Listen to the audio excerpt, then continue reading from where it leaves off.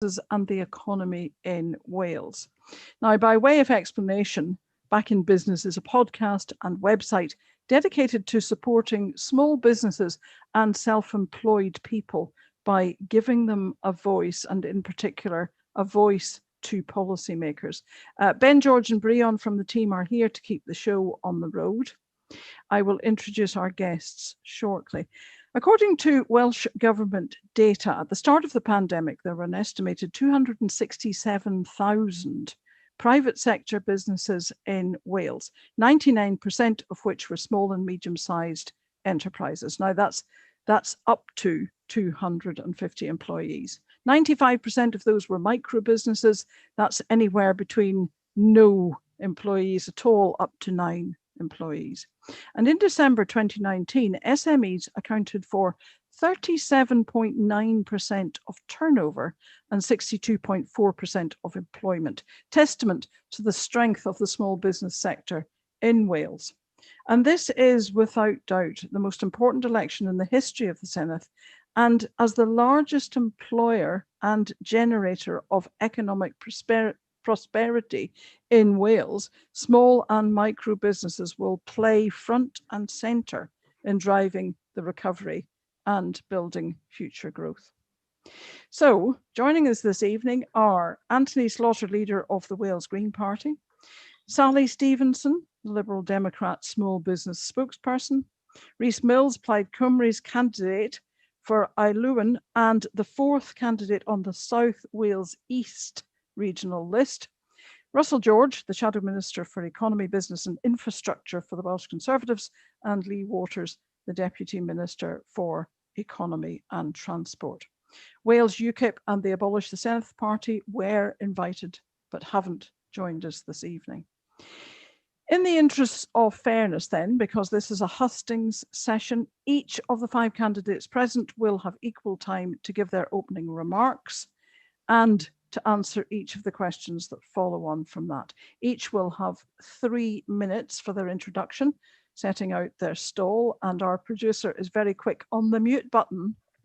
There is the warning. If you go over time, Ben will mute you, I promise. I will then put 2 questions to each, and before we move on to questions from our audience, so each candidate will have 2 minutes to address each of those 6 questions in total. And finally, we'll round off with a brief closing remark from each candidate. Earlier this morning, we used a virtual random name picker to choose the order in which our candidates will speak and will answer the questions. So let's start with our opening remarks in this order: Rhys, Russell, Lee, Anthony, and Sally. Over to you for your opening remarks, Rhys. Hello everyone, my name's Rhys Mills. I am the candidate for the Islwyn constituency and 4th on the regional list for South Wales East, representing Plaid Cymru. It's a pleasure to be here tonight. Most of my coalface work as a councillor has been with small and medium-sized businesses during the pandemic, mainly around access to grants and any issues that they've come across during the pandemic. Plaid Cymru's plan for a smarter economy will be based on expanding, supporting and protecting domestic businesses. Small and micro-sized business has been alluded to in the opening remarks by the presenter. We really are the driving hub of Wales's economy. We've seen government spend millions of pounds on multinational companies that have failed. Successive governments have done that, and it's failed our small businesses and our communities. We believe it's time to put our small companies on Welsh companies first. And we have a strategic plan to do that. An emergency COVID-19 support with 0 interest loans for businesses. We have a local first policy which is built around local ownership of businesses.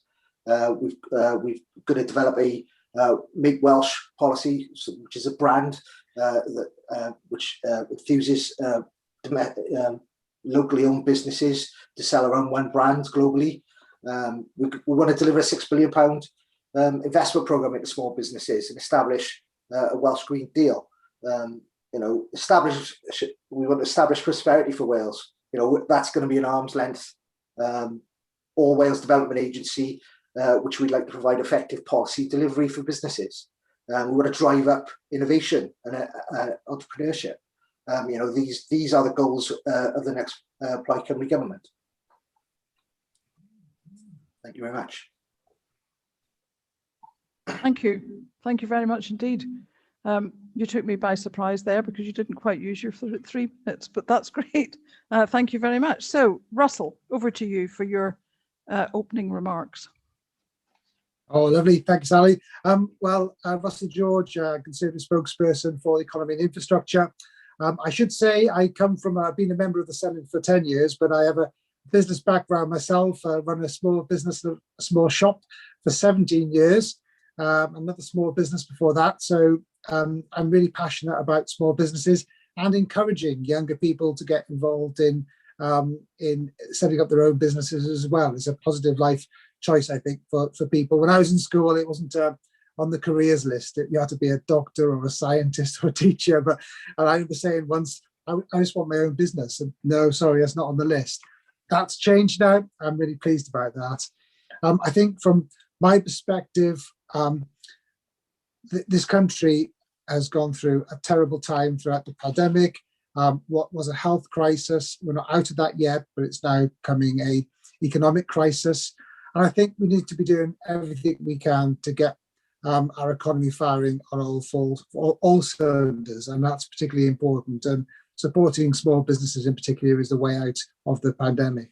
So in terms of, from my thoughts as well, I do think that Wales has got great entrepreneurial spirit, and I think that needs to be enhanced by the next Welsh government.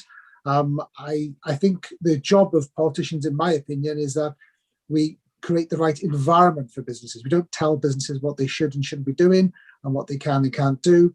We create the right environment. No, I don't believe that me or my party have got all the solutions for the economy and business. I believe that should be businesses themselves that drive that, and we need to create the right conditions. I think it's important to get infrastructure in rights. We're going to have good broadband, mobile. We're going to have good infrastructure in place. Obviously, my party's got strong support for building the M4 Relief Road, the A55 in the north, the A40 in the west, improving the links along the A470 in Mid Wales. All important to get the economy firing on all 4 cylinders. I believe it's really important that we have a roadmap out of the pandemic as well. I'm pleased that the current Welsh government has given a little bit more information about where they're heading, but I would like to see a longer term roadmap out of the pandemic, and subject to change. I know often the criticism is if you do that, then data will change, and it might be those dates have to change. But I think businesses are growing up enough. Businesses have done a huge amount of effort, small businesses in particular, to get their premises COVID safe. And I think we need to trust businesses perhaps more than we do at the present time. Certainly for business support, I think Business Wales, Development Bank for Wales have done a good job during the pandemic.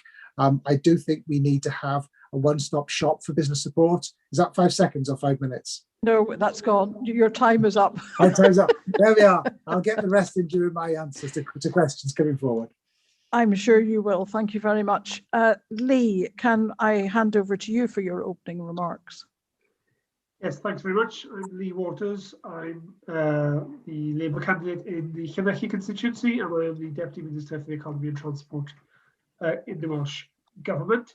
I'm also passionate about small and medium-sized businesses. I used to run a social business, so I understand the panic of worrying about whether there's enough money in the coffers to pay the wages. And since I've been the minister, since Mark Drakeford's been leading Wales, we've put a real extra emphasis on helping SMEs with a reform agenda around procurement and an explicit drive to build up SMEs to fill the so-called missing middle. As you set it at the beginning there, Liz, we have a bell-shaped size of the Welsh economy, small number of very large firms, a huge number of micro businesses, and then a very sparse number of medium-sized businesses. And we want to grow the small into the medium and then encourage those businesses to remain in Wales, controlled from Wales rather than selling out to try and capture that wealth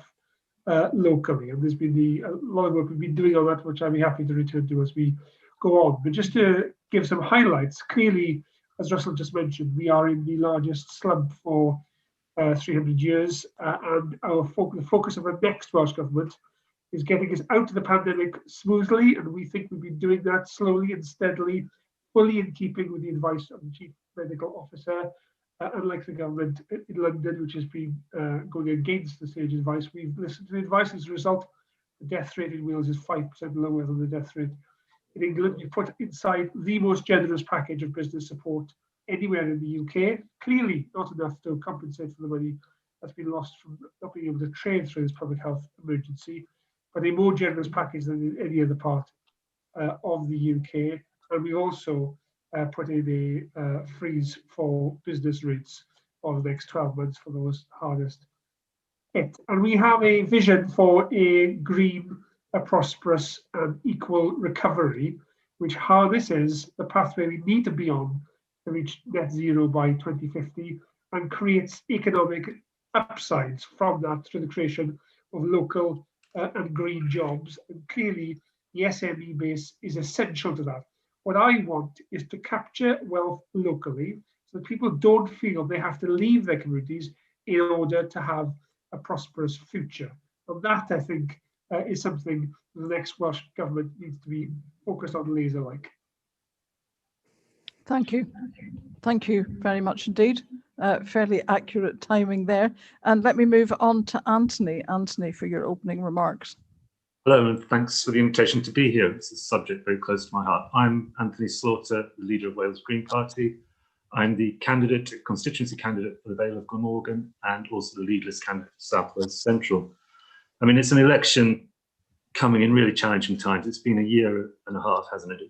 And small businesses and retailers have really felt the impact of that. I've got a lot of friends in the community in Penarth where I live. I work quite closely with the local retail industry. I was one of the people responsible for setting up several years ago now the Shop in Penarth loyalty card scheme to encourage people to use their local independent retailers.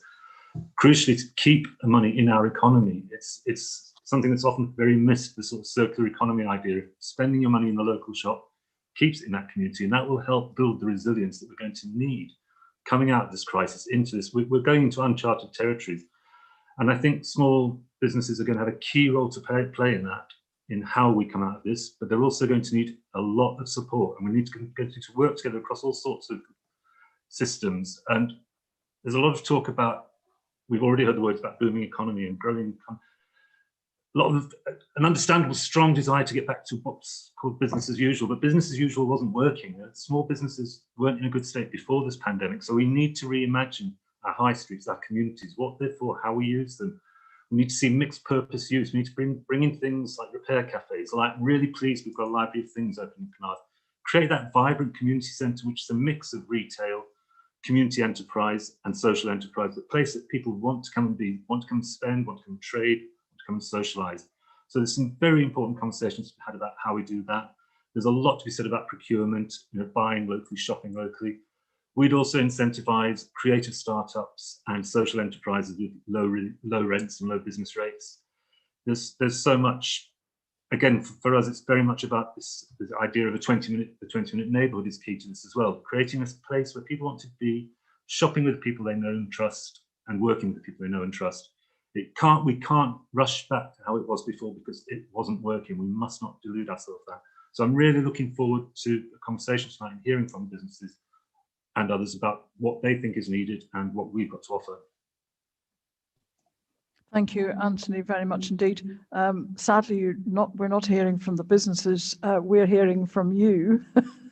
The businesses have put their questions in already. So let me hand it over to Sally Stevenson. Sally, for your opening remarks. Thank you, Liz. Okay, evening everybody. I'm Sally Stevenson. I'm the Welsh Liberal Democrats Senedd candidate for the Vale of Glamorgan, and I'm on the South Wales Central Regional list. I'm also the party's small business spokesperson, so I'm really looking forward to tonight's discussion.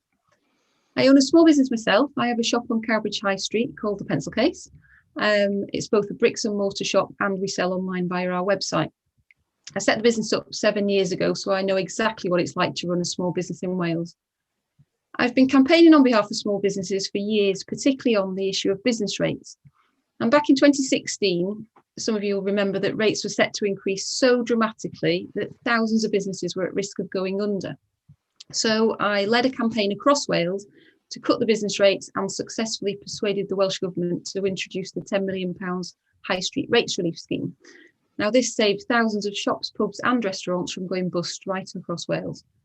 So small business is a subject that I'm incredibly passionate about because I live and breathe it every day. And it's no understatement to say that small businesses are the backbone of the Welsh economy. As we emerge from the pandemic, our small businesses will be vital to our recovery. And the Welsh Liberal Democrats will put recovery first. We are focused on three key areas in this election: recovery of our economy and our small businesses, recovery of our health and well-being, and recovery of our planet. And supporting small businesses after this unprecedented year that we've all had is one of our top priorities. So we've been talking and listening to businesses right across Wales, as well as working with the Federation of Small Businesses, and we know how tough it's been, not just because of the pandemic, but also because of the massive additional burdens that businesses now face as the result of the UK leaving the European single market and the customs union. We also understand how frustrating it is on things like reforming business rates that politicians don't seem to be listening. Well, we have been listening, and we've created a small business manifesto which outlines our 5-point plan to support businesses as we move into the new post-COVID world. We're going to save our high streets and town centres by investing £500 million in a new Welsh Towns Fund. We're going to put in place a proper post-COVID recovery plan, which includes freezing business rates and ultimately replacing them with a much fairer system. We'll create a level playing field so that small businesses have a fairer chance to compete. We'll help them take advantage of the digital revolution, and we'll work towards removing the barriers that now exist when trading with Europe by working towards rejoining the single market and the customs union. So our message to businesses across Wales is clear. The Welsh Liberal Democrats understand the issues you face. We are on your side, and we will put recovery first. Thank you. Thank you. Thank you very much to all of you for those opening remarks. I have, I think, pulled out a few words that have recurred as you've been talking, but the word that hits me most is local. And I don't think any of you failed to say that. So obviously local is very, very important to you. So can I just therefore put two questions to you? And I want to give you 2 minutes each to answer those questions. And the first one from me is, when compared to the rest of the UK, Wales has a higher proportion of small and micro businesses. What makes Wales a good place for small businesses at the moment? What's its unique selling point? And can I have 2 minutes each, starting with Russell? You're on mute, Russell, I'm afraid. That famous saying, yes, you're on mute. I think we do have more small businesses in Wales compared to any other part of the UK. I think just the very fact that we're made up of more rural communities, I think, is part of the reason for that. But I think that gives us, I think there's, as I said in my opening comments as well, I think there's an entrepreneurial spirit in Wales as well. And I think that needs to be enhanced further. I think in terms of business support, I certainly think we need better support for our high street businesses, because we've got a higher degree of small independent businesses, particularly on the high street. That makes perhaps our high streets more at risk. I think we've seen the position of some of our high streets in decline to far greater extent than other parts of the UK. So I think we've got to realise that our high streets are a changing place. We know that people will shop online and people will shop out of town shopping centres, and that's not going to change. So we need to regenerate our town centres. I think we're bringing services in, but also we need to support our existing high street shops. And for me, I'm a big advocate of free parking for certain periods of time, not all day, but certain periods of time, so people can come in and out to shop much easier. I certainly think that we need to have more banks on our high street. I'm pleased with the Welsh Government's community banking model, which I'm sure Lee might talk about as well. I'm supportive of that model. I think we need to get high streets, banks back on some of our high streets again. But I also think we need to support our businesses by scrapping business rates altogether. This has been a long-standing commitment of Welsh Conservatives. There's a cost to that, 75 million, but we believe it's correct to do. We would scrap business rates altogether, so businesses under £15,000 pay no business rates at all. Thank you. Anthony, what is it that makes Wales a good place to do business for small businesses? Several things, I think, some positive, some possibly controversial and negative. I think from my experience, community, and that I've experienced quite heavily in my own, in Penarth, that community of businesses working together, and the pandemic has really highlighted that, people coming together, the shops that could stay open, helping the ones that couldn't. And I think there might be something in that idea of more rural communities as well, but I think possibly, maybe we've got more small businesses out of necessity. Maybe that is the route to employment for so many people, is working for themselves. So it's a mixed bag on that case, but I think what we've also got, we've got some fantastic producers and manufacturers and creators. My partner's in the creative industry, self-employed small business. And again, there's a real sense of community and support. So I think it's a good place for small businesses on one level, but what we're here tonight to talk about the problems that small businesses face. So I think we perhaps shouldn't sugarcoat the pill too much. I'm going to stick to the question. I've got things to say about free parking and other stuff which will come up later, but the question was, what makes Wales a good place for small business? And I think I've covered that. Thank you. Thank you very much. Let me move on to Sally. I think we always talk about small businesses as if there's some faceless organisations. And given that the majority of businesses in Wales are micro businesses, so between 1 and 9 employees, it's important to remember that these are people. And I think part of the reason why it's really nice to run a small business in Wales, I mean, I've lived in Wales for 10 years now and set up the business here, is because, you know, it's a beautiful place to live, isn't it? You know, why would you not want to live in Wales? It's fantastic. Everything's available and on your doorstep. And when it's about, typically people set up their own businesses for their own work-life balance. So if you can run your business from home with your children in a good local school and have that good work-life balance, why would you not want to do that in Wales, in this beautiful country? So if we can put the conditions in place to attract more people to want to do that, for example, better digital infrastructure, then we can absolutely make Wales a perfect destination for people who want to set up a small business. Thank you. Rhys. Yeah, there's about 7 answers to this, I think. One is obviously geography, and how the country is set up. There are some rural areas, villages, towns, old market towns. From most of them, you get a decent route to market on whatever you're producing. There are some issues around broadband infrastructure in certain parts of the country, but overall, broadband, certainly in the southeast where I live, is decent, of a decent quality. But the main thing, I think, is the people.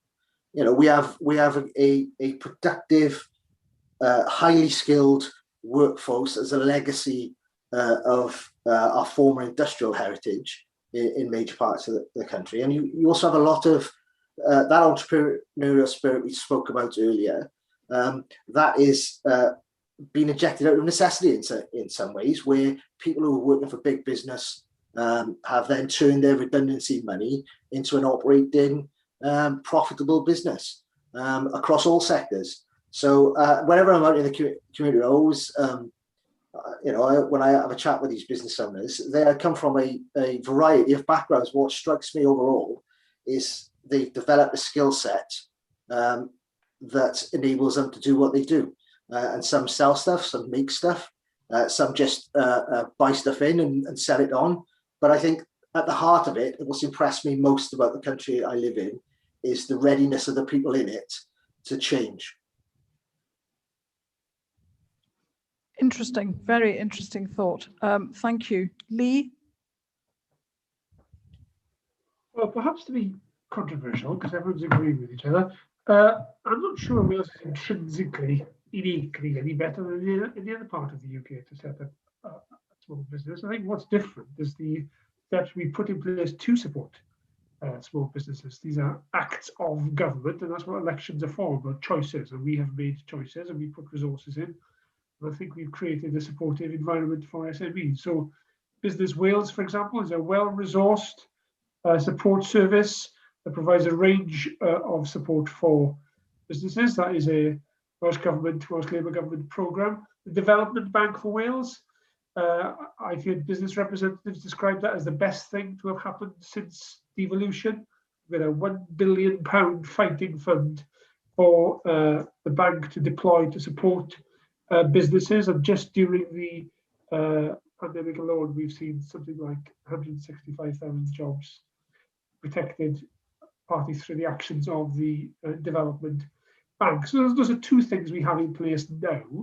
What I've been focusing on as an economy minister is how we can make the public pound work better for SMEs. We've been doing a series of work with the Centre for Local Economic Strategies, CLES, a Manchester-based think tank, who've been working with public sector organisations across Wales to analyse their spend and identify where it's leaking out of the local economy. So, for example, half of the money spent by NHS in Wales on food is spent on firms from outside of Wales.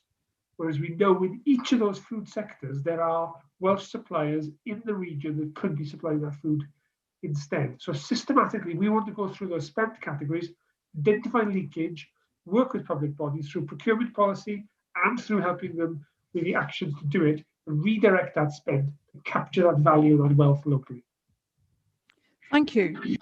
Fantastic. So let me move on to the second question. Now, Russell has touched on this in his first answer.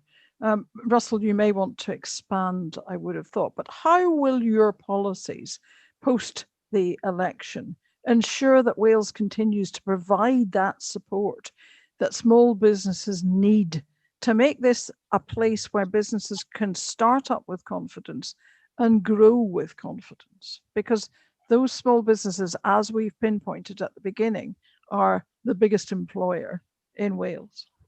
So can I start with Sally? 2 minutes each.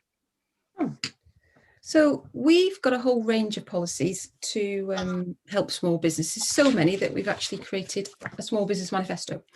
And what we want to do is create the conditions that make it easy to run a small business, be it a startup or a more established business that wants to grow. And that's about, I know as a small business owner, to be successful, what you need is to concentrate on your customer. What you don't need is to be messing about with unwanted bureaucracy, changing cost bases that government change every 5 minutes, and all the cost and complexity that comes behind the scenes that your customers don't see. You need to focus on your customer. So what we want to do is create the conditions that makes it easy to run a small business. So this is things like investing in a digital infrastructure so that you know you've got reliable broadband and your website's not going to be going up and down every 5 minutes. We want to, if you're in a retail industry, we want to save our high streets and really invest in our town centres to make them nice, vibrant places to do business. We want to freeze business rates so that you know you've got that clarity of, you know, what your outgoings will be every year so that you can plan properly and budget properly.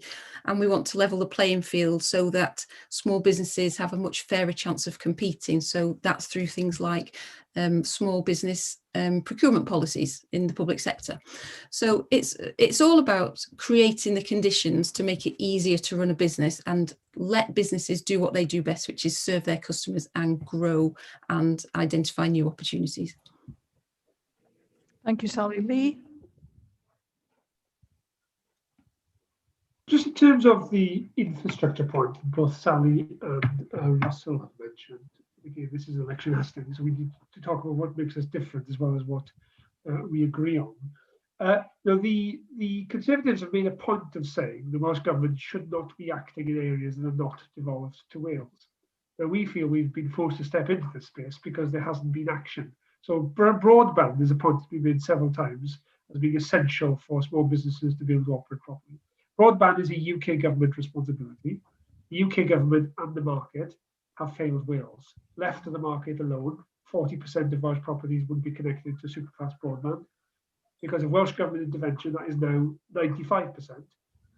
We spent more than £200 million on doing that. Now, the Conservatives have said if they get elected, they will stop spending in areas that are not devolved to Wales. So that is money that will not be available to help support businesses to connect to essential everyday broadband. So I think when Russell talks about the importance of broadband, we need to be clear that actually the policies he's standing under would make the situation worse. And to date, the UK government has not stepped into that space. Simply in terms of infrastructure, we are spending, rail infrastructure is not devolved to Wales. We have stepped in. We've just announced a £17 million investment in the Ebbw Vale railway line to dual it, to take services from Ebbw Vale to Newport as well as Cardiff, up to 4 an hour. Again, this is not something we should be doing. This is not devolved to Wales. UK government are under-investing in Wales, the equivalent of £5 billion over the next 10 years.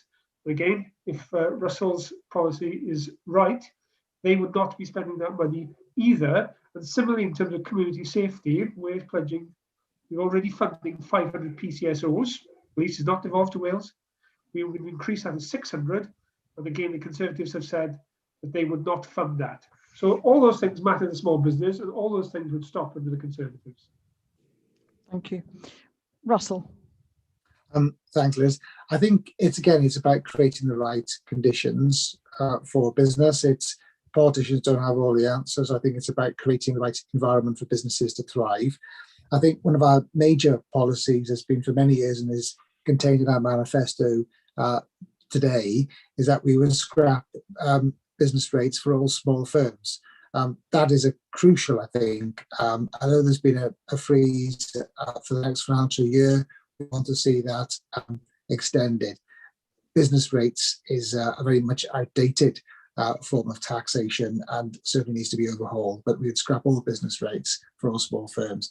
I think when it comes to support for business as well, we have Business Wales, we have the Development Bank. Certainly in our manifesto, we wouldn't want to rebrand or change those organisations because businesses tell us that they don't like to see rebranding and merging of organisations.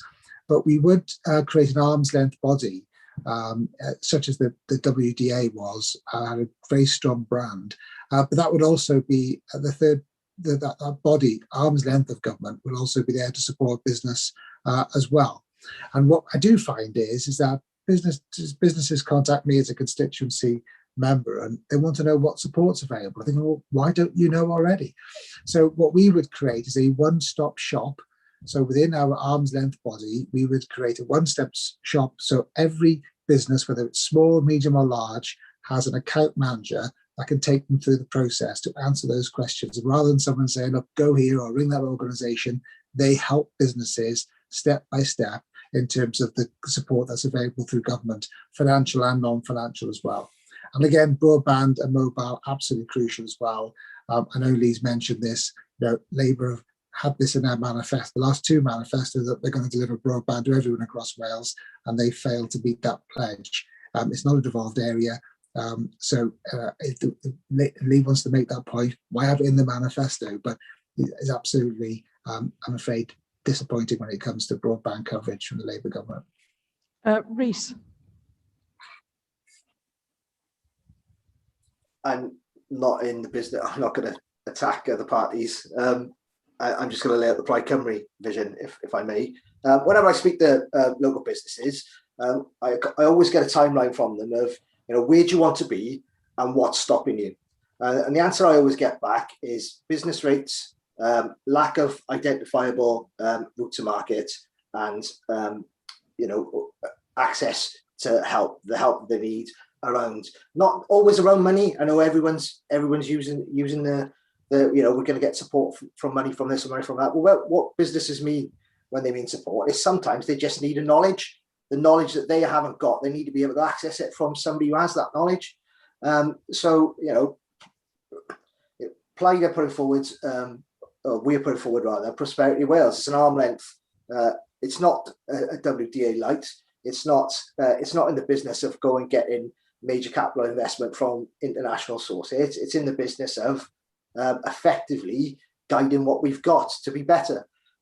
As far as the business rates goes, well, I think most people would agree. If you speak to any local businesses, if you speak to my local cafe in Blackwood, their biggest barrier before COVID was not being able to expand. I think the one comment that was made to me was, well, I could pay less sort of business tax on the high street in Bath than I can here just by expanding next door. Well, those are the kind of, and they're not sort of massive policy. They are on the ground challenges that business owners are facing. And as regards to town centre management and all the rest of it, Clyde has a plan for that. We make management of town centres. Sorry, I need to stop. Thank you very much, Anthony. No problem. You're on mute, Anthony. I'm sorry. You think by now we'd all know. We've got a wide range of policies that cover, because our policies are very holistic based, so they cover a whole range of things, and a lot of them will touch on things that benefit small business. One thing that does come up a lot is flexibility about business rates. That's why we've got the policy of reduced rates and rent holidays for creative startups and social enterprises. We've got a lot in our manifesto about support for community-owned cooperative ventures. We feel that's a really good area for growth. And one of the things I'm really excited about at the moment, and Lee will know a lot more about this than me probably, is the establishment of Bank Cambria, and the fact that they're going to put, not just setting up a cooperatively owned bank for Wales, but they are going to put bricks and mortar branches in communities. That is going to do so much good to help bring life back to those communities.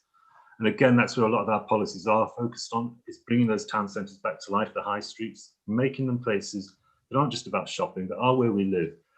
We've got to, but I'm also aware that, and it's partly products of my own experience as shop penard, I'm focusing a lot on retail and recognise that small business isn't just retail. One of our most exciting policies in this manifesto is, obviously, we're concerned about the threat of the climate emergency and the action, the scale and speed of action that's needed for that. And Welsh Government has some good targets, not ambitious enough, and by their own admission, they're not meeting them. And part of that is a devolution problem, part of that is a hostile Westminster government. So one of the things we're proposing, and this does have a business angle, is a Green Transformation Fund for Wales, which would sell bonds to raise the money to do the work that's needed in decarbonisation of energy production, transport infrastructure, and housing. And that money, a lot of that money would be channeled towards small social enterprises doing that incredibly vital work. And the thing that's really exciting about this proposal is it's something that can be done under existing Welsh Government powers. So that would be a game changer in terms of microgeneration, which is a key part of the small business sector. So again, we've got a lot of other policies about procurement, more food grown in Wales, eaten in Wales, sold in Wales. We want to see genuine local economies. Thank you very much indeed. And again, the word local comes through. I want to move on to questions from the audience now. And we have 4 questions that have been submitted to us earlier that I think we'll manage to get through. And again, I'll give you 2 minutes to answer each of those questions. So the first one comes from Justin at the Synergy Network. Now, Justin says the UK debt has grown significantly.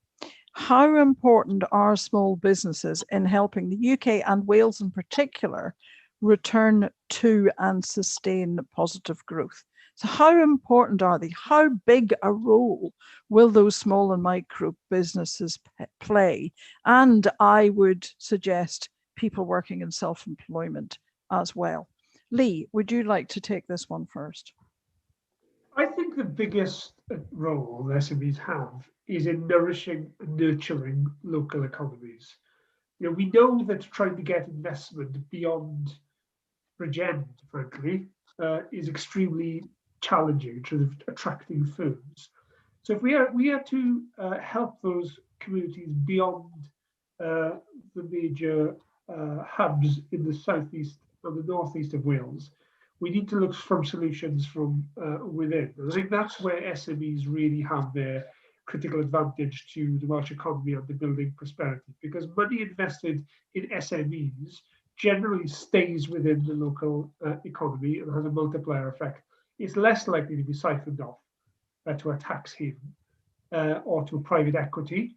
it stays locally and provides benefits locally. So that, I think, is the main advantage in us building up SMEs. I mean, to make sure that as we build and grow them, we then try and find a way for the founders and owners to remove their cash from the business without relinquishing control from the Welsh economy. So we need to build grounded firms with roots in the area, they're committed to the area and stay in the area, and build resilience as we are hit by external shocks, just as we have from COVID and from Brexit, and as indeed we will from climate change. Climate change is probably the biggest economic threat to our economy.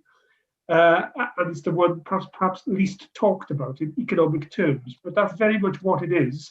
And we need to shore up our local economies through greening them, through making them more innovative, and through nurturing those roots. Thank you, Lee. Anthony. I think they've got undoubtedly a crucial role to play in growing back in the recovery. And one key advantage they've got is they can move at speed, they're flexible. I mean, we've seen that in our town centres, local independent businesses responding to the crisis, coming together, pulling together for communities. And that word beat me to it, but the word resilience, we've found out this year that we aren't resilient at all. There's a very severe lack of resilience in our society and in our economy.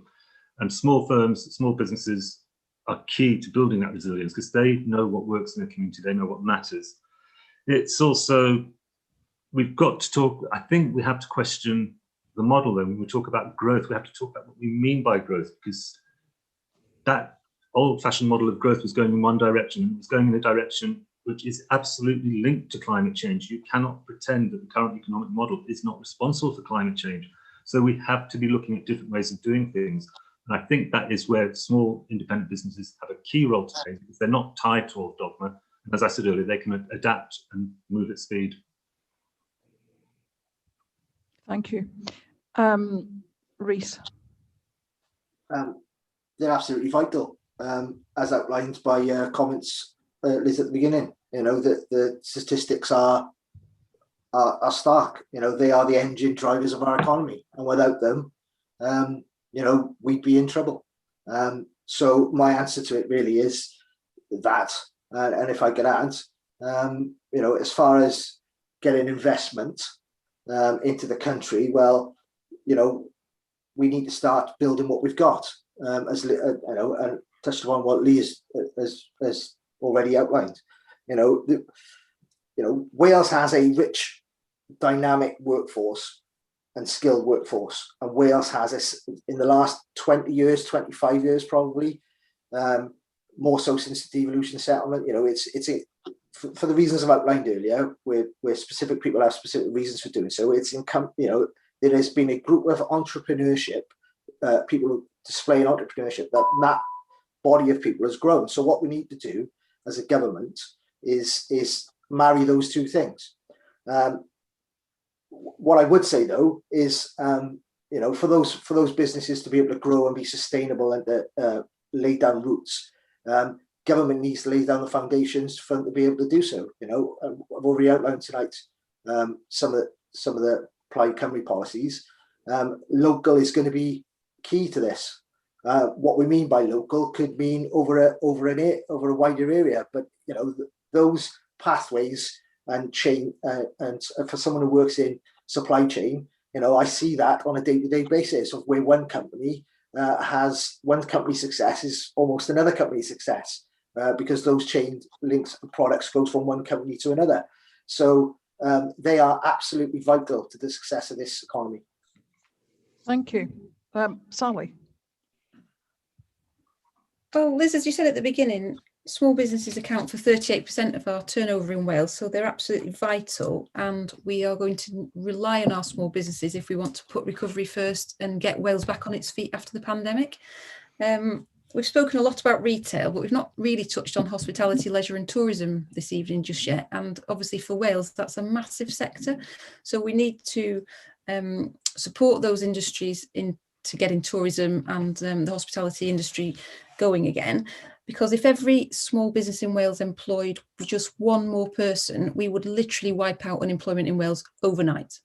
Now imagine the spending power in this country, if every single person was employed and had disposable income to spend in their local economy, the virtuous circle that it would generate would be fantastic, both for local economies and for Wales as a whole, as the tax revenue would increase. So, so given that our economy is, the backbone of the Welsh economy is small businesses, and they have got such an important role to play in generating that employment, which in turn generates that revenue for the country. It's absolutely critical that we put small businesses at the forefront of everything we do so that they can help us to put recovery first. Thank you. And Russell? Thank you, Liz. Obviously, the answer is very important.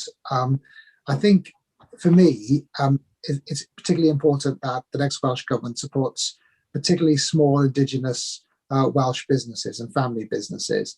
What I think we've seen in the past is that government has very much focused on inward investment, attracted that investment from overseas, which is the right thing to do. But I do think because we need more focus on encouraging those small businesses and supporting those small businesses to become medium-sized businesses, and the medium-sized businesses to be large businesses. I think what's important to say is that we've seen many businesses, sadly, large businesses go into administration, not just during the pandemic, but pre-pandemic, just simply because they haven't been able to turn their ship quick enough and be as agile as small businesses can be. And I've seen that in small businesses during the pandemic, where a business on the high street has gone from having no online presence at all to offering click and collect services, where as if a high street brand business would just not simply have the mechanisms to do that. So I think that just shows that how small businesses have got the great growth potential and the ability to grow quicker. I certainly agree with Sally in terms of her stat, as well. I often use myself as well, that a very small business employed one extra person would wipe out unemployment. And that tells us we need to put policies in place to encourage small businesses to employ an extra person. And we can do that by, for example, Welsh Conservative policy to scrap, help businesses to not pay national insurance contributions and make it easier for them to employ people. Thank you. Now, thank you very much for the answers to that question. The second question from the audience comes from Lucy. And Lucy is a contractor. She says, COVID has triggered some rapid innovation that has changed the landscape of working life for the better. As we come out of the pandemic, how are you going to support small business owners in the development of further innovation to improve quality of life and business efficiency across Wales?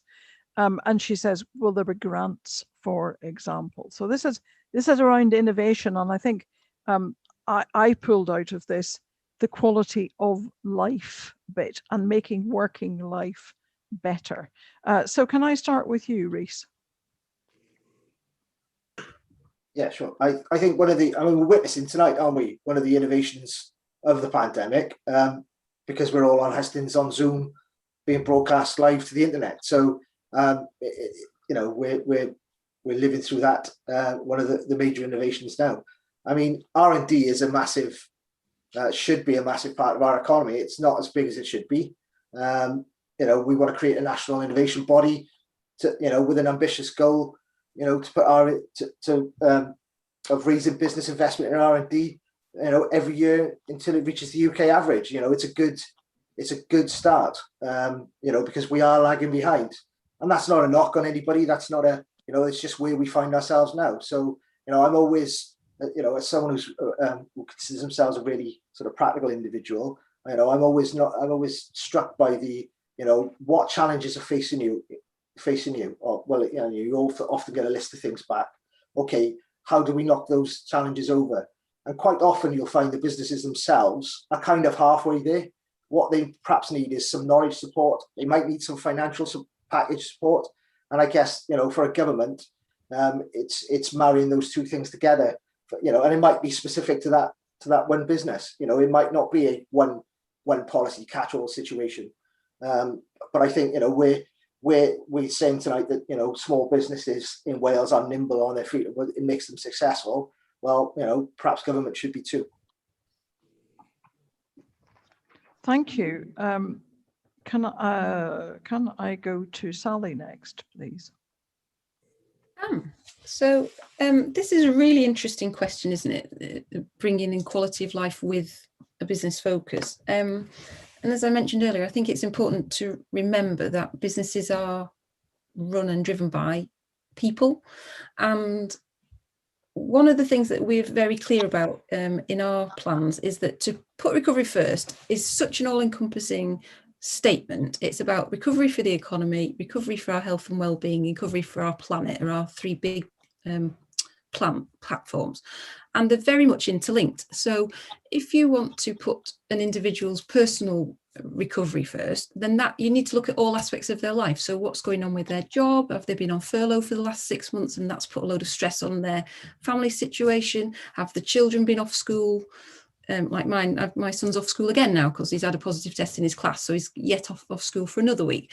And all of these things all combine to really affect an individual's quality of life. So if we can find a way to support people, particularly small business owners and employees, to have a really enjoyable and fulfilling work environment by enabling them to do that by, for example, working from home, working in a much smaller environment where they've got the flexibility to take the children to school, come back and work from home, you know, not working 9 till 5. That's a very outdated way of working these days. Why can people not be given the freedom and flexibility to work online at hours that suits them and their families, and you will find you have much happier and more productive employees.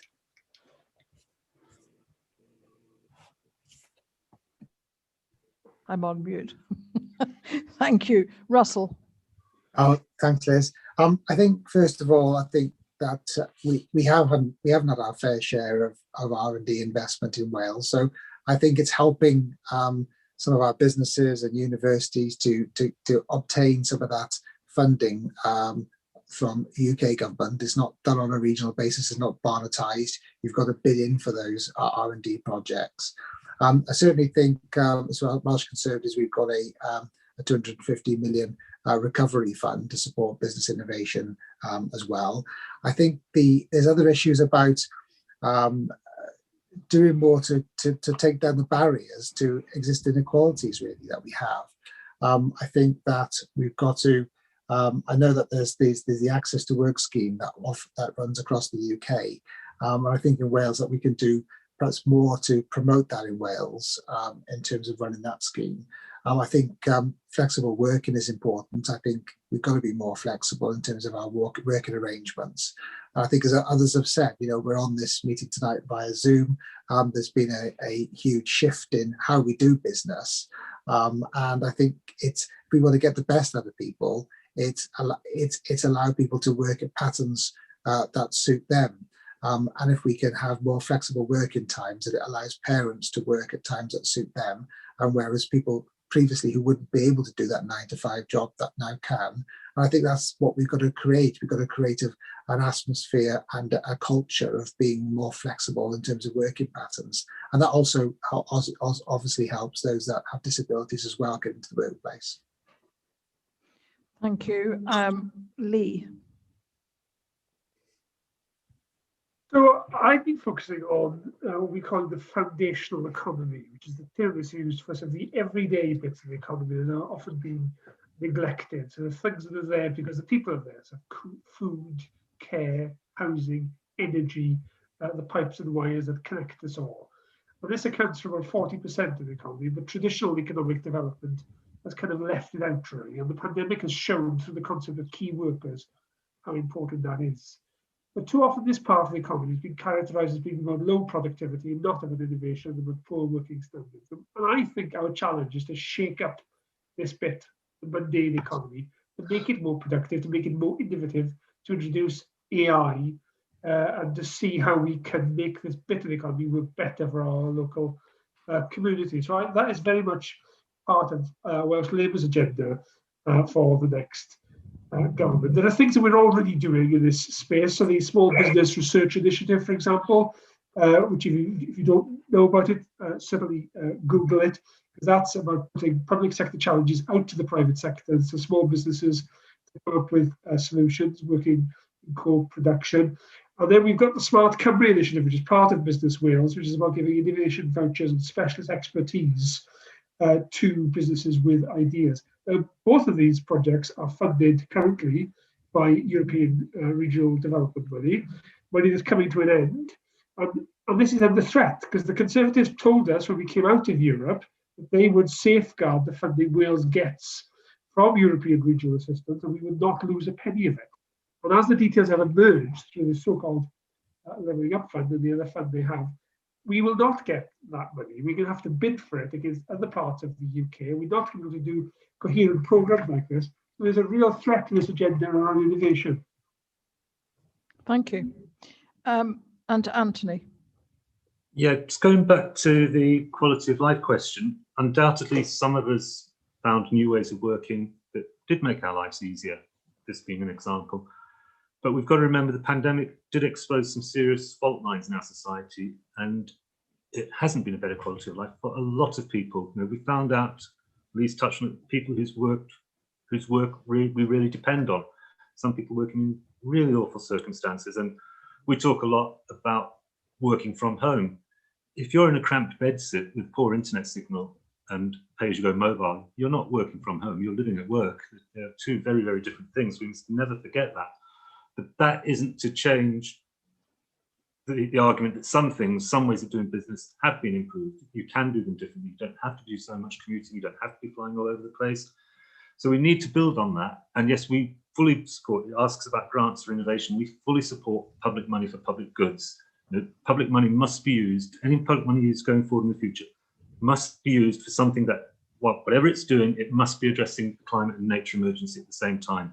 We cannot be spending public money that takes us backwards on that. So that goes back to the Green Transformation Fund for Wales, which would be making money available for people. Insert that is limited to decarbonisation projects, but it's a model that could be used building forward to free up more money for innovation. Thank you. Which is needed. And as we've said, we've all recognised that small businesses are very good at that because they are so nimble and fleet. Thank you.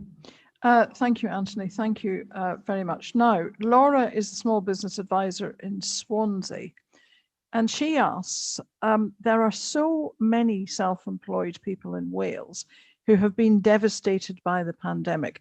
The government grants have been great for some, but so many have been left behind. On top of this, they're now having to retrain, to reskill in order to meet new challenges. As well, over 80% of people, she says, of the small businesses in Wales are made up of self-employed people. What policies are the parties putting forward to support self-employed people further? Russell. Thanks, Liz. I think, first of all, throughout the pandemic, I think the UK government and the Welsh government have obviously been putting huge amounts of grant funding in place for businesses. And some businesses have been supported to a good extent. You know, no government funding is going to cover every single business and every single situation. But I think what I would like to see is the more discretionary grants that can be applied at local level, because what I've noticed throughout the pandemic and the crisis here, Welsh Government has tried to plug in the gaps that they see that are relevant for Wales that might exist in UK government funding, but there are still gaps that exist. So I think we need to do more in terms of local authority. And you know, for example, there's grants that the Welsh Government has now in terms of discretionary grants, but those discretionary grants come with a large criteria. Some businesses haven't been able to access funding because the criteria is too strict. So I think more can be done in terms of providing local authorities with a greater degree of discretion. And it might be that local councillors sit on panels. I did when I was a local county councillor 12 years ago, sat on a panel individually assessing individual applications. And I think that's the only way that you're going to plug some of the gaps that exist in terms of being far more discretionary. Thank you very much. Sally? So we absolutely recognise how difficult it's been for so many self-employed people over the last 12 months. You know, I've been campaigning for the 3 million across the UK who've been excluded from any COVID support just because of their employment status. You know, I know people who are self-employed, but they are technically a limited company because their customers wanted them to be a limited company, so they became a limited company and drew their earnings through dividends. And of course, they've now been excluded from furlough support. So there's lots of examples of people who have been let down by the support system over the last 12 months that we need to look after. So we're clear in our small business manifesto that we would look to put a proper post-COVID recovery plan together that makes sure that those people who've been left behind so far are not, that we capture them and include them in any support going forward, that we do everything we can to avoid a cliff edge at the end of the COVID support. So what we don't want is furlough to suddenly end before the businesses are ready to take their staff back on, because we know that that would just create a huge wave of unemployment as businesses just aren't ready to take their staff back on full time. And in the longer term, we'd look to set up what we call a national economy council, which is very much grounded in real life experience from real business owners who can advise the Welsh Government on how to move things forward post-COVID and have a really sensible, grounded plan on what recovery looks like post-COVID in the longer term. Thank you. Anthony. Yeah, it's one of the strange things from the COVID pandemic, wasn't it? We've had decades of governments telling us that our national budget is like a household budget. We borrowed all this money, we've got to pay this back. And then suddenly, Theresa May's no magic money tree, suddenly when we're in an emergency and the government needed to spend that money, the money was there, something that we always knew was possible. And because of that, introduced in such a rushed way, such an ill-thought-out way, people did get left behind. I guess Sally's referred to the 3 million excluded. It's been very hit and miss. It's been very imperfect, and it leads to a policy. We've had a policy since our foundation. The Green Party have been calling for this policy, the universal basic income. If we'd had a universal basic income in Wales before the pandemic started, this situation wouldn't have happened. And the arguments we always get given against universal basic income, which is a fixed sum of money to every individual, regardless of their status, on a weekly basis to cover their needs. The argument we always get given, pushback we get from that is, oh, you can't afford it. Well, we've seen when the government needed to do it, they could do it. And it's very welcome to see other parties in Wales have come on board with this idea. The UBI Lab Cymru have done fantastic work getting this across. And it highlights, this is going into a different policy area, but it highlights some of the frustrations of limited devolution, that even though there's political will in Wales for this to happen, it can't happen. But it would be the answer. It is the policy. It's not a magic bullet for everything wrong in society, but it's the policy that addresses this problem. Thank you, Anthony. Lee?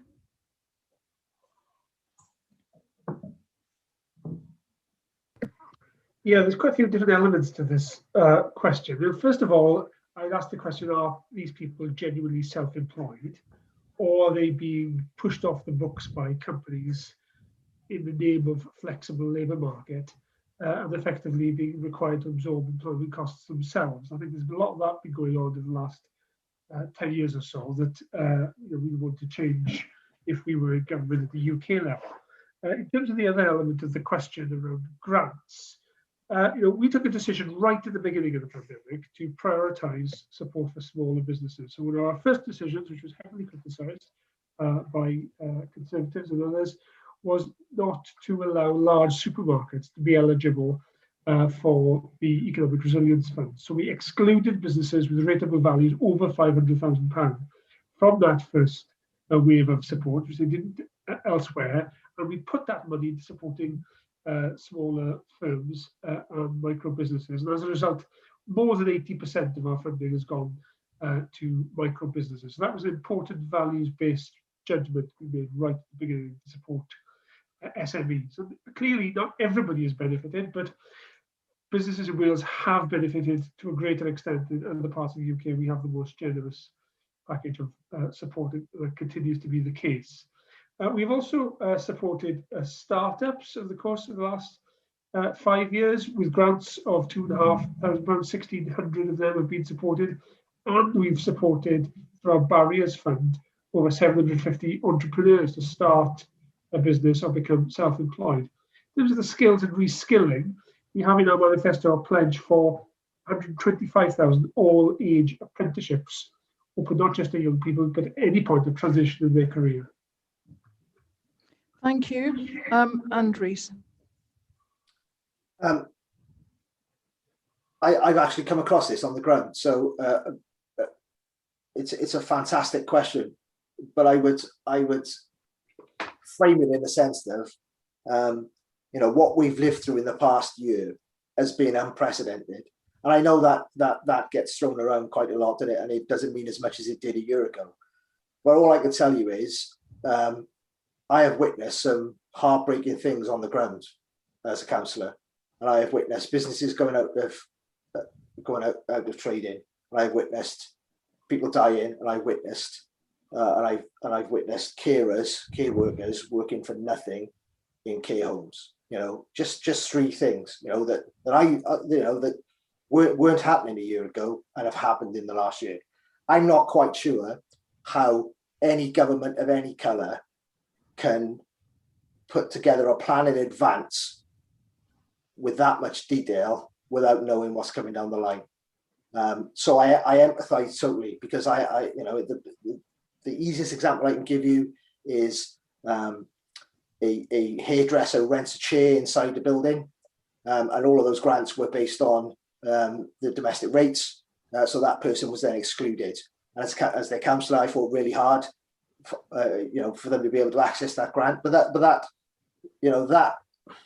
was there. It just wasn't in a catch-all situation. Now, I'm not sure, there's some element of Monday morning quarterbacking involved here, where we coulda, shoulda, woulda. All I can tell you is, as someone not involved in campaigns nationally, I was on the ground with my sleeves rolled up, and some of the things I saw was heartbreaking.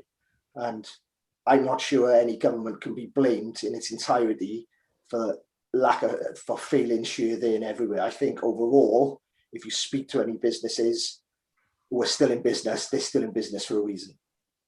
Thank you. Thank you all. And the final question comes from Samantha in Cardiff Bay.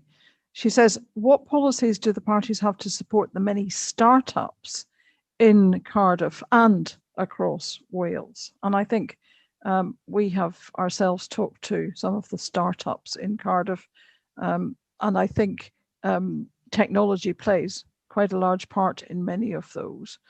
So perhaps you could give us your views and vision for startups through to scale-ups, I suspect. Shall I start with Sally? Sure. Okay, so startups have an amazing opportunity if we can put the right conditions in place across Wales. So we've got a number of plans in our manifesto to support them to do that. For example, we want to review the 2015 Planning Act so that we can more easily bring vacant premises back into use for a different reason. So we've seen over the last 12 months how many large retailers in big city centres have closed their doors. There's some beautiful buildings in the centre of Cardiff. What are we going to do with those? Well, let's make it easier to convert them into something else so that startups can use those. We want to invest £500 million in our Welsh Towns Fund over the next 5 years so that we can make town centres more sustainable and more attractive. So there'll be great environments for new startups to move into. We've talked already about business rates and how we need to freeze it over the lifetime of the next Senedd and eventually move to a completely new model that's much fairer and would help startups. Because, I know from personal experience, when you start a business, straight away you get hit with a business rates bill before you've even opened your doors. So that needs addressing. And finally, as we've talked on the digital plans, we want to do more to provide training, advice, support so that our small businesses and startups and established businesses can really take advantage of the digital revolution, develop new skills, ensure they've got appropriate broadband capability where they are, and just really build the skills they need to take them on to the next level and compete on a much broader platform. Thank you, Sally. Lee? So very quickly then, I think, first of all, startups are vital and we have a vibrant ecosystem of startups. I said there are 4 quick things that I've just jotted down thinking about this now. First of all, spaces for them to be. So we're committed to a network of co-working spaces. We're piloting around a dozen of those now, from the country parks to town centres and in existing public sector buildings. Second, through support. So we mentioned Business Wales already, and important that continues to be in place to provide a whole range of support services that new businesses need to do. And then thirdly, access to finance. A couple of people have mentioned the Welsh Government project around the community bank through Bank Cambria. We had hoped to have that over the line before the election, with banking regulation to slow that down, but that is close to being delivered. That'll provide finance as well as the development bank, particularly its emphasis on patient capital. Our policy of doubling the number of employee-owned businesses. And then fourthly, I'd say procurement, so opening up more public contracts for more SMEs to be able to access and startups to be part of that opportunity. So taken together, I think those are building blocks.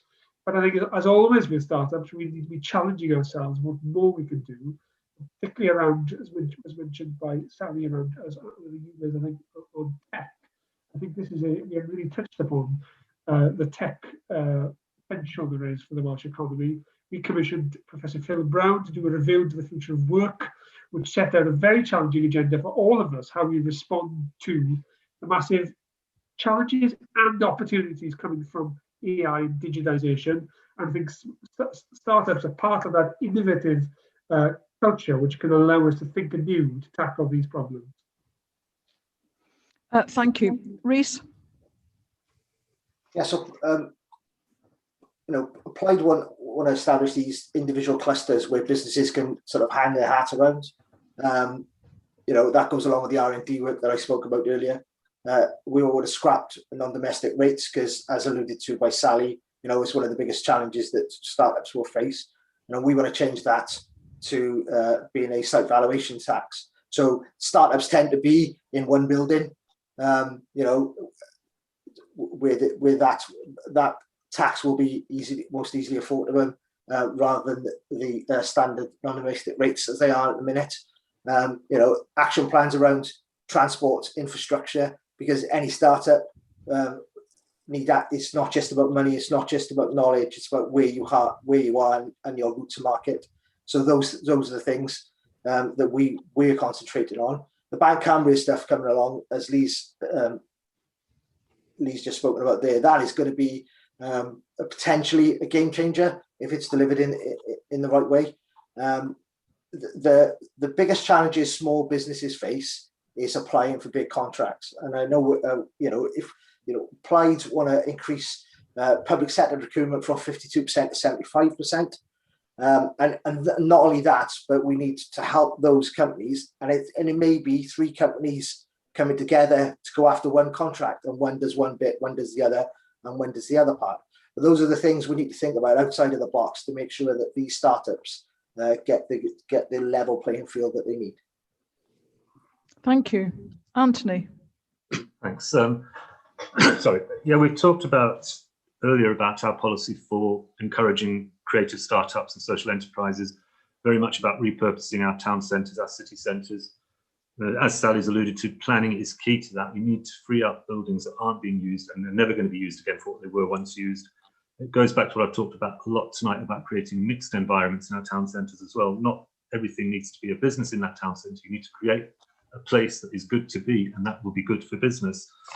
And you see things, so definitely financial help with rent and rates. But it's also about, I said earlier about wanting to hear from people. Startups know what startups need. I mean, we're obviously here to lay out our stalls today, but we need to listen to startups, what they want, what they need. And it is that access to space, access to funding. Going back to what I was saying earlier, UBI is absolutely critical for startups. It gives people that freedom to explore an idea without risking financial ruin. And there are moves in the right direction. People try and do things, but we so often get it wrong. I mean, having the restaurants out on Castles, opposite Cardiff Castle the summer before last, was such a brilliant idea that could have been done so much better. The big flaw there, and this might not go down well speaking to business, there was nowhere to sit if you weren't spending money. And that's the thing we get wrong every time. You've got to create those public spaces that deliver public value, and then people will trade there, they will go and eat there. So I think it really does need a really overarching holistic approach. But as everyone has said, startups are crucial to it, and we need to do whatever we can to enable them. Thank you. And finally, Russell. Yeah, thanks, Liz. I think first of all, it's setting up our arm's length body, Innovate Wales. I talked to this about this already, a one-stop shop. I think what a lot of businesses who are starting for the first time will have to navigate through is, what is the support for Business Wales? What is it from Welsh Government? What is it from UK Gov? What is it from the Development Bank? How do we get the finance? How do we get attracted to the right bank? Having somebody who's an account manager who will say, I'm going to stick with you through this process, I think is invaluable, I think, to someone that wants to start up a business for the first time. I think it is concerned about those processes. The other policy I'd mention is the Jumpstart scheme that we've announced today in our manifesto launch, and that's paying employee national insurance contributions for two employees. That helps businesses that want to start quickly and employ people as well. That will obviously complement other schemes such as the UK government Kickstart scheme. Scrapping business rates altogether, I've always said enough about that. And then finally, I think it's given businesses priority to government contracts, particularly for micro and small businesses. At the moment, the process is very much it's very burdensome. It's very difficult, especially for small businesses. The contracts are very much geared to larger business. So that's got to be changed in terms of making it far more easier for those businesses to win those kind of contracts. And also the simple way of just promoting those contracts, I think, above all, that many businesses won't know about. Thank you. Thank you all for answering all of those questions. And it's obvious that you've all thought a lot about small businesses and are passionate about small businesses. So I am going to move on to invite you to make your concluding remarks. However, there are two things that have come out from this hustings for me. One is the future of high streets, and the other is procurement. And I think everybody has mentioned procurement and the need for small businesses to be able to bid for public sector contracts. So in your closing remarks, I would appreciate it, and I'll give you 2 minutes each. I would appreciate it if perhaps you could add a little to either or both of those points around procurement and the high street. So can I start with you, Anthony? Thanks, Liz. Yeah, we had that struck me as well, how often we said, as you said, how often we said local, how often we said high street and procurement.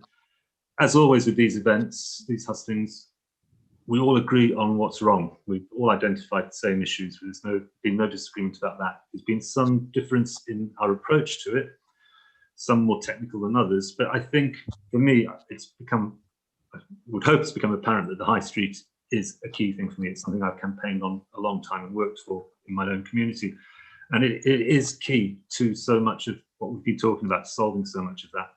But procurement is also very, very big for us. We want, as I said earlier, because we haven't talked about small farming businesses this evening. We could have done a whole half hour on that. We want food bought in Wales to be grown in Wales wherever possible, and procurement has a key role to play in that. And I think it's something that we probably all agree on, so it's not very controversial, but we definitely need to see more procurement. I think, as I said, we've all identified the similar issues and we talked about different things, and some numbers have been thrown around as well, some very big numbers in some cases. And that's the interesting thing for me at manifesto time, especially in the devolved election. Lots of parties are making lots of promises. And then you read the small print and it's dependent on Westminster's goodwill. And we all know that goodwill from Westminster isn't much in demand, there isn't a lot of that around at the moment. And it highlights, I just quickly want to squeeze in something that we all need to be concerned about, is this clawback of devolved powers, because we have, I've mentioned, we've got some great producers in food and manufacturing, but we've got this internal markets pool, which is going to railroad through our standards. So Welsh producers can be making the most incredible goods up to the highest environmental standards, and they will be undermined by this internal markets bill and goods that don't meet those standards coming in. I think that's something that perhaps business community hasn't quite seen how far that's coming down the road. So I think that's something that all the parties, definitely all the progressive parties, need to be working on to stop and halt that clawback of devolved powers, because I think that is going to have such a negative impact on the business community amongst, as well as so many other sectors. Rhys. Yeah, I like others' remarks. As far as levelling up the playing field goes, there's one party here tonight that could do a lot to do it tomorrow. If you're a small business owner watching this, you're probably screaming at the screen, make people pay their taxes, make businesses pay their taxes, all of us. And that's that's at the UK level. So, what we've seen during the pandemic is small businesses really working hard and hustling and being outdone by people like Amazon, and that is not a level playing field. Now we've seen the acceleration of that during this pandemic. But the one, and I'll leave it after this. One business there pays its taxes and its money stays in the community. The other doesn't. There's one party here that can fix that tomorrow. So I'll leave that there. As far as the procurement goes, raising it to 75%. We see this already. We see it. They call it the Preston model in this country. It's been done in the USA to good effect as well. The only thing I would say to people watching is, this. I've heard all of this before at elections. So this time, make it the last time you hear it. And my pitch would be to vote for the party that has the vision to deliver them. Because in the end, all of this stuff is political will. Who has the political will to get it over the line? And I would urge you to consider Plaid Cymru as the party that wants to do that. Thank you, Rhys. Sally. Okay. Well, first of all, I'd just like to thank Back in Business and everyone who's asked questions and the other members of the panel for a really interesting and enjoyable evening. I hope you've all enjoyed it as much as I have and found it useful. So, as I said at the start, small businesses are the backbone of the Welsh economy. As we reach the COVID pandemic, and our small businesses are so vital to Wales's recovery. The key themes that I've picked up this evening that have come through are all in our small business manifesto, and they are the need to reform business rates. We've all talked about that. Saving our high streets, and I've explained our £500 million fund that would help to do that. Digital infrastructure, better broadband. Levelling the playing field so that small businesses can compete fairly and have a fair shot at bidding for those public sector contracts. Supporting the self-employed and startups, and interesting that we talked about working from home and the work-life balance and how we can help people to put recovery first from an economic and a personal point of view. Now, our role as politicians basically is to get out of the way and create the conditions that businesses need to be successful. And that's absolutely what we want to do as Welsh Liberal Democrats. Our message to businesses across Wales is very clear. The Welsh Liberal Democrats understand all the issues you face. We're on your side and we will put recovery first and help put those conditions in place to allow you to come back from the pandemic and thrive.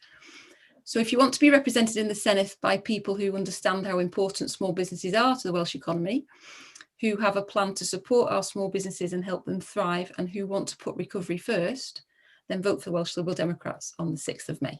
Thank you. Thank you. Russell.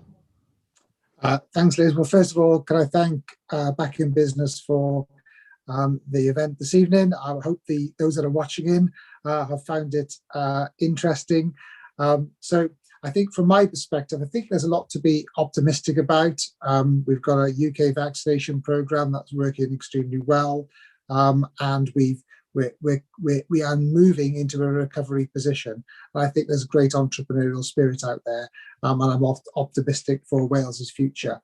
I think it's easier in many ways for parties in this election to make commitments because there's huge sums of money that have been made available from the UK government. There's 2.5 billion extra in terms of from the central pot for the next Welsh government. 650 million transferred from this financial year to the next financial year, 400 million announced in March. So a lot of extra funding that allows us all to make commitments in this election period. I think in terms of procurement, I think I see this all the time. Small businesses just can't get in those government contracts, and the reason for that is because it's just too burdensome and the red tape is just too huge. And I think that's what government has really got to tackle. And certainly as Welsh Conservatives, we've made a commitment that in our manifesto to make it much easier for small and micro businesses to bid for Welsh government contracts and local authority contracts as well. In terms of our third party WDA, our Innovate Wales, I think that's particularly important, not only for selling Wales to the world, which is important, but also supporting our Welsh Indigenous businesses, really crucial, because if we support our small businesses to grow to medium-sized businesses in Wales, they're going to stay here. Big businesses can come in and they can sometimes get the grants and disappear, but small businesses that are Indigenous to Wales are going to stay here and commit to Wales for the long term. I can see you waving at me. Sorry, Yes, Sally. I am. Thank you very much. I am. Thank you, Lee. Yeah, I think there's lots of consensus here, which is great. And I agree with Russell that there's lots of room for us to be optimistic. The Welsh Government has taken a science-led, steady and cautious approach. We've been resisted every step of the way, but we've done that. And I think we are now seeing the results of that as the easings will accelerate over coming weeks and months. To address your challenge, Liz, on those two questions, I'd say, first of all, on town centres, the challenges of town centres are multiple and they're complex, and they've arisen over 40 years. So there's no magic wand to this. There are things that we have set out that we will want to do. So we have set out the £110 million Transforming Town Fund. We have set out a town centre first principle for public sector, because we think if we can get public sector's anchor tenants back in the town centres, it creates a new footfall and creates a new purpose for town centres. So I think that's important. But also some of the initiatives we have. So we, for example, having plans for 80 reuse and repair hubs in town centres. We have the community bank. We have co-working hubs with a target of 30% people working remotely. And we have a digital offer. So taking the model in Cardigan and using LoRaWAN, Internet of Things technology, we're rolling that out across town centres so traders can better understand the nature of the people who are coming and how they can exploit that. So I think there's lots we're doing there. On procurement, I'd caution against research 75%, let's pick a target, because it can be easily manipulated. It doesn't really get to the bones of it. The truth of this is that implementing this agenda is devilishly complex. And we don't have the skills and capacity in local authorities, and it doesn't have the status and the importance. For too long, it's been seen as a backroom function, not a boardroom function. And this now needs to be put at the front and the centre of our economic recovery to deliver a green, prosperous and fair recovery. Thank you very much indeed. And thank you, Anthony, Rhys, Sally, Russell and Lee. And thank you for being so mindful of time. This is a hustings, the rules are strict. We know it would have been lovely to have had a much broader conversation. However, thank you for sticking to time. I want to thank everybody involved in tonight's event, to you, the participants, to those who joined on Zoom, on YouTube, to those watching the recording. And may I also thank you, the team, for your time this evening, for putting all of this together and keeping us on the air, so to speak. And to everyone who submitted questions. Just a final word from me. It's been a great pleasure talking to our participants and chairing this event. We do weekly podcasts, interviews, discussions on everything about small business and people who are self-employed. Come along and listen and join in. Tell us how your small business is doing. We are at backinbusiness.org.uk, and we'd love to hear from you, from the politicians, the policymakers, the small business people, the people who are self-employed. Good luck with the election all, and thank you very much for joining us.